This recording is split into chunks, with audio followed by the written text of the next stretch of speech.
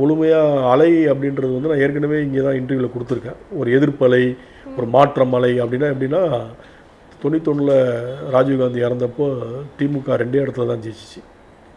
அதுதான் அலை. 96 ஜெயலலிதா எதிர்ப்பலை. அதில் வந்து 4 இடம் தான் ஜெயலலிதா ஜெயித்தாங்க. அதில் வந்து ஜெயலலிதாவே தோத்துட்டாங்க.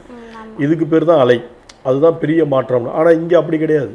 108 இடங்கள் வந்து விஜய்க்கு கொடுத்துருக்காங்க. மீதி அவர் நின்ற 124 இடம் தோற்கடிக்கப்பட்டிருக்கார்.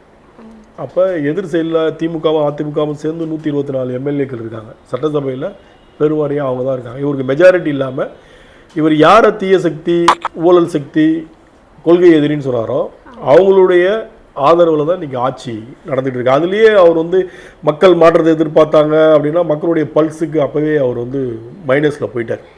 அவர் என்ன பண்ணியிருக்கணும் அப்படின்னா 108 எனக்கு மெஜாரிட்டி இல்லை, நான் இந்த ஊழல் சக்திக்கிட்டையும் போக மாட்டேன், நான் கடுமையாக எதிர்த்து பிரச்சாரம் பண்ண தீய சக்திக்கிட்டையும் போக மாட்டேன், 108 பேரும் நாங்கள் ராஜினாமா பண்ணுறோம்,